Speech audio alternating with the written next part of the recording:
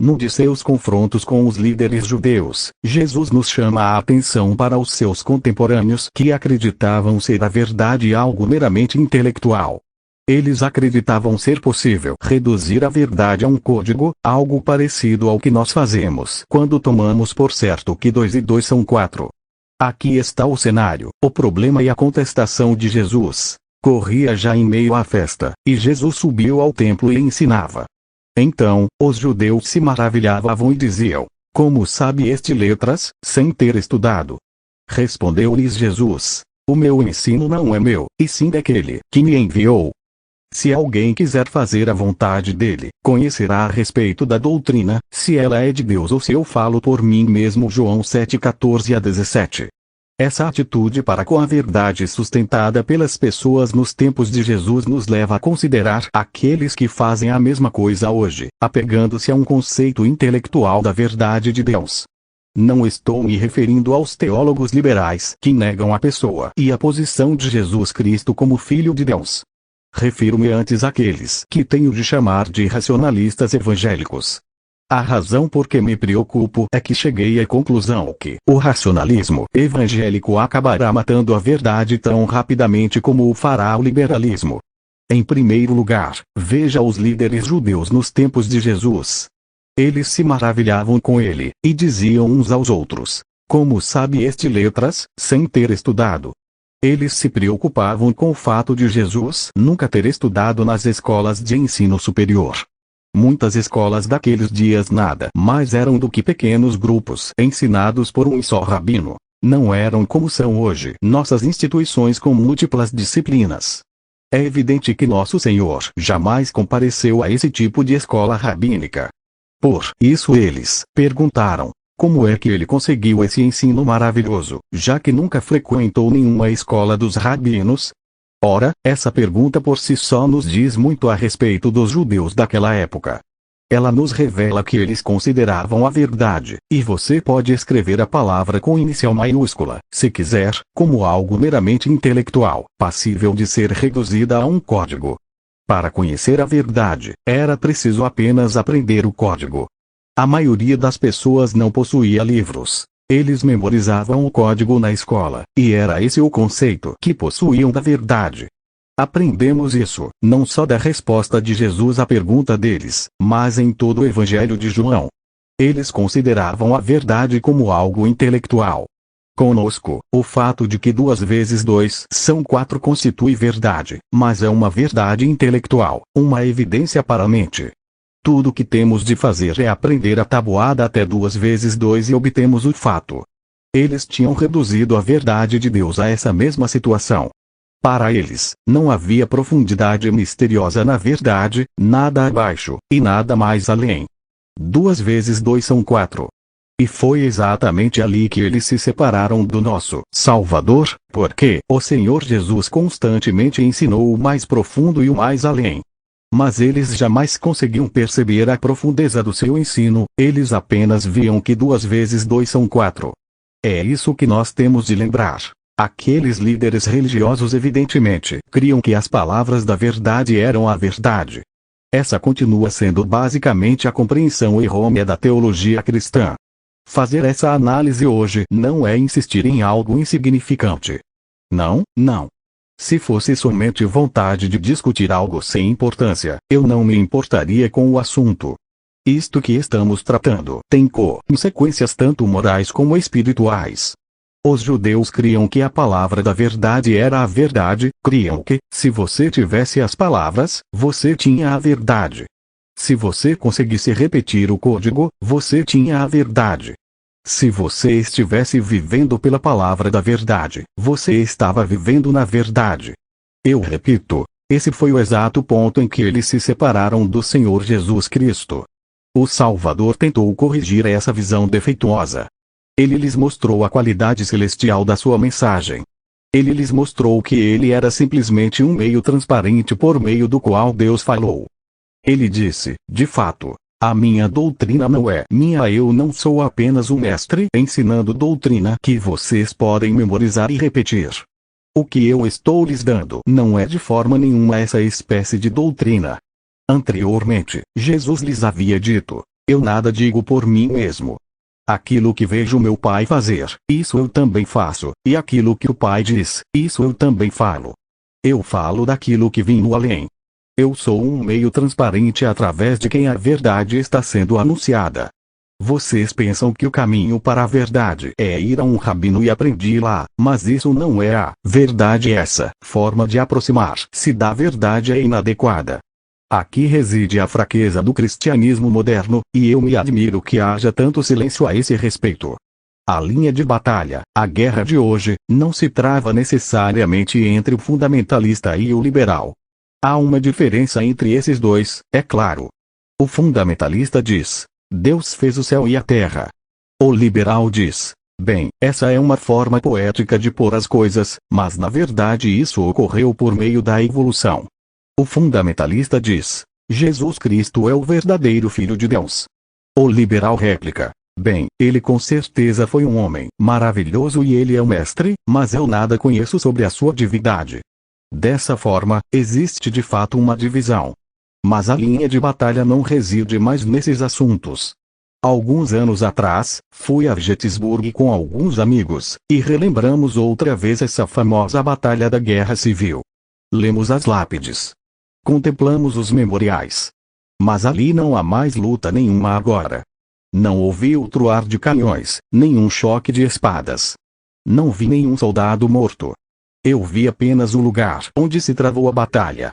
Ora, em nossos dias, alguns poucos ministros continuam agitando suas palavras sangrentas por sobre a cabeça, mas o sangue já está seco, porque na verdade não há sangue fresco entre liberalismo e fundamentalismo. Isso já está liquidado. Aqueles que são liberais, e os que são fundamentalistas sabem o que creem e onde firmam os pés. A guerra não está mais ali. A batalha se deslocou para um outro e mais importante campo. A guerra, a linha divisória de hoje, é entre os racionalistas evangélicos e os místicos evangélicos. Eu explico o que quero dizer com isso. Hoje, o racionalismo evangélico é em nada diferente do racionalismo ensinado pelos escribas e fariseus. Eles diziam que a verdade está na palavra e que, se você deseja conhecer a verdade, deve ir a um rabino e aprender a palavra. Se você aprender a palavra, você terá a verdade. Isso é racionalismo evangélico, e nos círculos fundamentalistas encontramos isso hoje aos montes. Isso está entre nós. É a doutrina que diz: se você aprendeu o texto, você aprendeu a verdade. Esse racionalismo evangélico matará a verdade tão rapidamente como o fará o liberalismo, embora o faça com mais sutileza. O liberal diz com toda franqueza: eu não creio na sua Bíblia inspirada. Eu não creio no seu Cristo endeusado. Eu creio na Bíblia de certa forma. Ela é o registro dos principais feitos de homens destacados, e creio numa certa comunhão mística com o universo. Creio que tudo é muito maravilhoso, mas eu não creio do jeito que vocês creem. Você pode identificar esse homem com muita facilidade. É quase automático. Você pode dizer que ele está do lado oposto, pois ele veste o uniforme inimigo. Mas o evangélico racionalista de hoje continua trajando o nosso uniforme. Ele se aproxima vestindo nosso uniforme e diz aquilo que os fariseus disseram enquanto Jesus estava aqui no mundo, e eles eram os seus piores inimigos. Está certo, a verdade é a verdade, e se você crê na verdade, você possui a verdade. Naqueles tempos, ou em nossos dias, gente desse tipo não consegue ver além, e não divisa nenhuma profundeza mística, nenhuma altura misteriosa, nada sobrenatural nem divino. A única coisa que eles conseguem enxergar é: creio em Deus Pai Todo-Poderoso, Criador do céu e da terra, e em Jesus Cristo, seu único Filho, nosso Senhor. Eles estão de posse do texto e do código e do credo, e, para eles, isso é a verdade. É dessa forma que eles a passam aos outros. O resultado disso é que estamos morrendo espiritualmente. Agora, e o que dizer a respeito dos místicos evangélicos? Na verdade, eu não gosto muito da palavra místico porque faz você pensar em alguém de cabelo comprido, barbicha de bode, pensativo, e que age meio esquisito. Talvez não seja uma boa palavra, mas estou me referindo ao lado espiritual das coisas, que a verdade é mais do que o texto. Existe alguma coisa na qual você precisa penetrar. A verdade é mais do que o código. Há um coração que bate nesse código, e você tem de chegar até ali. A questão vital é simplesmente esta: será que o mero corpo da verdade cristã é suficiente, ou será que a verdade, além do corpo, possui uma alma? O racionalista evangélico diz que toda essa conversa a respeito da alma da verdade são tolices poéticas. O corpo da verdade é tudo de que você precisa. Se você crê no corpo da verdade, você está a caminho do céu e dessa posição você não pode cair. No final, tudo dará certo e você, no último dia, receberá uma coroa. Talvez pudéssemos fazer a pergunta da seguinte forma: será que a revelação é suficiente, ou é preciso haver iluminação? A Bíblia é um livro inspirado? É um livro revelado? É claro, você e eu cremos que ela é uma revelação, que Deus falou todas essas palavras e homens santos falaram conforme foram movidos a isso pelo Espírito Santo. Eu creio que a Bíblia é um livro vivo, que Deus a deu para nós e que não devemos ousar nem adicionar nem remover nada do que ali está. Ela é uma revelação. Mas a revelação não é suficiente. É preciso haver iluminação antes que a revelação chegue até a alma de uma pessoa. Não é suficiente que eu segure nas mãos um livro inspirado. Eu preciso também de um coração inspirado. Há uma diferença, a despeito do racionalista evangélico que insiste em que apenas a revelação já é suficiente. Isso está acontecendo bem aqui, na América do Norte. Um pastor me confidenciou as experiências que teve com certo grupo religioso. Eles creem que a verdade é suficiente, o código é suficiente. Aqueles que vão à frente atendendo ao apelo e dizem eu creio em Cristo são aceitos como membros da igreja, e não se pergunta mais nada. Eles estão dentro. Conversei com um irmão que provou uma comovente experiência espiritual, com uma inundação de glória descendo e as asas de amor adejando sobre a alma dele, como acontecia aos cristãos nos dias do evangelista Carlos Finney. Esse irmão me disse que foi convidado a se retirar da denominação a que pertencia, criticado por homens cuja única acusação contra ele era sua fé no miraculoso elemento divino da graça. Ele cria não apenas na revelação da graça de Deus no livro, mas cria também que um novo nascimento era uma intervenção miraculosa de Deus na alma humana. E quem foi que o atacou e o acusou de heresia? Foram os fundamentalistas. E foram os evangélicos, os racionalistas evangélicos, que dizem: se você apenas crer, tudo ficará certo. E faziam isso também nos tempos de Jesus, quando diziam: quem é esse homem? Ele nunca se assentou aos pés dos rabinos para memorizar o texto. Ele não tem a verdade. Você pode decorar todos os textos da Bíblia, e eu creio na necessidade de memorizar a palavra. Mas depois de fazer isso, você não alcançou nada mais do que o corpo. E a verdade tem, além do corpo, uma alma também. Há uma iluminação divina interior que o Espírito Santo tem de nos dar, caso contrário não saberemos o que significa verdade. Aqui reside a diferença. Temos de insistir no fato que a conversão é uma operação miraculosa de Deus por meio do Espírito Santo. Ela tem de ser operada em nosso espírito. O corpo da verdade, o texto inspirado, não é suficiente. É necessária uma iluminação interior. Nos dias de Cristo, o conflito dele era com o teólogo racionalista. Isso fica evidente no Sermão do Monte e em todo o livro de João. Da mesma forma que a carta da Paulo aos Colossenses é um argumento contra o maniqueísmo, e Gálatas argumenta contra o legalismo judeu, assim o livro de João é um livro longa, inspirada, apaixonadamente vertido com o propósito de nos salvar do evangelho racionalista à doutrina, que diz que o texto é suficiente. O textualismo é tão mortal quanto o liberalismo. A revelação, eu repito, não pode salvar. A revelação é o chão em que pisamos. A revelação nos diz em que devemos crer. A Bíblia é um livro de Deus e isso é o sustento de todo o coração. Mas antes que eu possa ser salvo, precisa haver iluminação, arrependimento, renovação, libertação interior.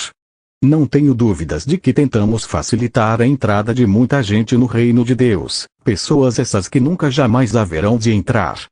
Elas são persuadidas a crer no texto, e elas o fazem, mas elas nunca jamais foram iluminadas pelo Espírito Santo. Elas nunca jamais foram renovadas no íntimo. Elas nunca entraram no reino, de jeito nenhum. Ora, existe um segredo na verdade divina totalmente escondido da alma que não está preparada. É nesse ponto que nos encontramos nesses terríveis dias em que vivemos. O cristianismo não é algo que você estende a mão e agarra à força, como alguns ensinam. É preciso haver uma preparação da mente, uma preparação da vida e uma preparação da pessoa interior antes que possamos crer de forma salvadora em Jesus Cristo. Você pergunta: é possível ouvir a verdade e não entendi-la? Ouça o que diz Isaías: ouvi, ouvi e não entendais. Vede, vede, mas não percebais. Isaías 6, 9. Sim, é possível ver e contudo não perceber. Paulo diz: a minha palavra e a minha pregação não consistiram em linguagem persuasiva de sabedoria, mas em demonstração do Espírito e de poder, para que a vossa fé não se apoiasse em sabedoria humana, e sim no poder de Deus. 1 Coríntios 2, 4 e 5. Agora, o teólogo racionalista entende isso tudo da seguinte forma. Ele diz que a sua fé não deveria basear-se na sabedoria do homem, mas na palavra de Deus. Mas não é isso que Paulo disse. Ele disse que a sua fé deveria apoiar-se no poder de Deus. Isso é uma coisa completamente diferente. Veja adiante, nesse mesmo capítulo. Mas, como está escrito, nem olhos viram, nem ouvidos ouviram, nem jamais penetrou em coração humano que Deus tem preparado para aqueles que o amam. Mas Deus nos revelou pelo Espírito. 1 Coríntios 2, 9 e 10. Porque qual dos homens sabe as coisas do homem, senão o seu próprio espírito, que nele está? Assim, também as coisas de Deus, ninguém as conhece, senão o Espírito de Deus. Ora, nós não temos recebido o Espírito do mundo, e sim, o Espírito que vem de Deus, para que conheçamos o que por Deus nos foi dado gratuitamente. Disto também falamos, não em palavras ensinadas pela sabedoria humana, mas ensinadas pelo Espírito, conferindo coisas espirituais com espirituais. Ora, o homem natural não aceita as coisas do Espírito de Deus, porque eles são loucura, e não pode entendê-las, porque elas se discernem espiritualmente. 1 Coríntios 2 e 11 a 14. Paulo, o homem de Deus, está dizendo: eu fui pregar e preguei com poder que iluminasse e alcançasse a consciência e o espírito e mudasse a pessoa interior, para que a fé de você se apoiasse no poder de Deus. A sua fé pode apoiar no texto e você ainda estar mortinho da Silva, mas quando o poder de Deus invade o texto e desce como fogo sobre o sacrifício, aí então você terá verdadeiro cristianismo. Costumamos chamar isso de avivamento, mas isso não é avivamento de jeito nenhum. Isso é apenas o cristianismo do Novo Testamento. Era isso que devia ter sido no começo, mas não tinha ocorrido. Agora veja Mateus 11, 25 a 27. Por aquele tempo, exclamou Jesus: graças te dou, ó Pai, Senhor do céu e da terra, porque ocultaste estas coisas aos sábios e instruídos, e as revelaste aos pequeninos. Sim, ó Pai, porque assim foi do teu agrado. Tudo me foi entregue por meu Pai. Ninguém conhece o Filho, senão o Pai. E ninguém conhece o Pai, senão o Filho é aquele a quem o Filho o quiser revelar. Aqui temos a doutrina exposta de forma simples e clara. Não existe somente um corpo de doutrina que deixamos de lado por nossa conta e risco, mas existe também uma alma nesse corpo, a qual temos de chegar. Se não chegarmos à alma da verdade, a única coisa que teremos nas mãos será um cadáver. É possível que uma igreja prossiga sustentando o credo e a verdade, por gerações seguidas, e assim continue se perpetuando. Novos membros podem seguir e receber esse mesmo código e também acabar envelhecendo. Aí algum avivalista vem, abre fogo e inquieta a todos, e pela oração Deus se manifesta naquele lugar e o avivamento chega àquela igreja. Pessoas que se julgavam salvas são agora salvas de fato. Pessoas que meramente haviam crido num código agora creem em Cristo. E o que é que aconteceu de fato? Aconteceu apenas que o cristianismo do Novo Testamento recebeu o devido lugar. Não é uma edição de luxo do cristianismo, é apenas o que o cristianismo deveria ter sido já desde o começo. Um homem começa a frequentar uma igreja, crê nos textos bíblicos, memoriza esses textos, cita-os, ensina-os e talvez até se torne o diácono da igreja. Ele talvez até seja eleito para a diretoria da igreja e tudo o mais. Aí, certo dia, ouvindo a pregação inflamada de algum visitante ou talvez do próprio pastor, ele de súbito se sente em falta para com Deus e, esquecendo-se de todo o seu passado religioso, põe-se de joelhos. Como Davi, ele começa a derramar a alma em confissão. Depois, levanta-se e começa a testemunhar. Eu fui diácono nesta igreja por 26 anos e nunca havia nascido de novo, mas isso aconteceu hoje à noite. O que foi que aconteceu? Esse homem estava confiando no cadáver da verdade até que algum pregador inspirado o fez ver que a verdade tem uma alma. Ou, talvez Deus lhe ensinou em secreto que a verdade tem uma alma tanto quanto um corpo, e ele ousou avançar e insistir pelo arrependimento e pela obediência até que Deus honrou a sua fé e fez brilhar a luz. Daí, como relâmpago rasgando o céu, ela toca o seu espírito e todos os textos que ele havia memorizado passaram a viver. Graças a Deus, ele tinha memorizado os textos, e toda a verdade que ele conhecia, agora, de repente, floresceu na luz. É por isso que eu creio que devemos decorar as Escrituras. Essa é a razão por que devemos nos familiarizar com a palavra, porque devemos encher a mente com os grandes hinos e canções da igreja. Eles haverão de significar muito pouco para nós até que venha o Espírito Santo. Mas quando ele vier, ele terá combustível para usar. Fogo sem combustível não queima, mas o combustível sem fogo está morto. E o Espírito Santo não virá a uma igreja onde não haja o corpo bíblico da verdade. O Espírito Santo não vem nunca para um vácuo, mas onde a palavra de Deus está, ali está o combustível, e o fogo desce e queima o sacrifício. Jesus afirmou que aqueles que quiserem fazer a vontade de Deus conhecerão. Eles conhecerão o seu ensino se ele procede de Deus ou se ele fala de si mesmo. Agora, esse corpo de ensino pode ser apreendido pelo intelecto comum, de capacidade média. Você pode apreender o ensino, mas somente a alma iluminada pode conhecer a verdade e somente o coração preparado será iluminado. E o que é essa preparação necessária? Jesus disse que, se alguém quiser fazer a vontade de Deus, a luz haverá de invadi-lo. Deus lhe iluminará a alma. O que nós queremos é fazer de Jesus uma conveniência. Fazemos dele um bote salva-vidas para nos conduzir até a praia, um guia para nos encontrar quando estamos perdidos. Nós o reduzimos a um mero bom amigo que nos ajuda quando estamos encrencados. Isso não é o cristianismo bíblico. Jesus Cristo é Senhor, e quando nos dispomos a fazer a vontade de Deus, isso é arrependimento e a verdade se manifesta em nosso interior. Pela primeira vez na vida nos vemos dizendo voluntariamente: eu vou fazer a vontade do Senhor, mesmo que isso me custe a vida. A iluminação começará sua obra no coração. Isto é arrependimento. Nós que seguíamos nossa própria vontade estamos decididos a fazer a vontade de Deus. Nós não podemos conhecer o Filho, a menos que o Pai nos mostre. Nós não podemos conhecer o Pai, a menos que o Filho o revele. Eu posso chegar a conhecer a respeito de Deus. Isso é o corpo da verdade. Mas eu não consigo conhecer a Deus, a alma da verdade, a menos que eu esteja disposto a obedecer. Discipulado verdadeiro é obedecer a Jesus Cristo, aprender dele, segui-lo e fazer aquilo que ele nos ordena. E guardar os seus mandamentos e executar a sua vontade. Uma pessoa dessas é um cristão e nenhuma outra espécie o é. Quando você está tentando descobrir em que pé se encontra alguma igreja, não pergunte apenas se ela é evangélica. Veja se é uma igreja evangélica racionalista que diz o texto é suficiente, ou se é uma igreja que crê que é necessário o texto mais o Espírito Santo. Antes que a palavra de Deus possa significar qualquer coisa em meu interior, é preciso que haja obediência à palavra. A verdade não se confia a um rebelde. A verdade não transmitirá vida a um homem que não vai obedecer à luz. Se, porém, andarmos na luz, como ele está na luz, temos comunhão uns com os outros, e o sangue de Jesus seu Filho nos purifica de todo pecado. 1 João 1, 7. Aquele que está desobedecendo a Jesus Cristo não pode esperar ser iluminado.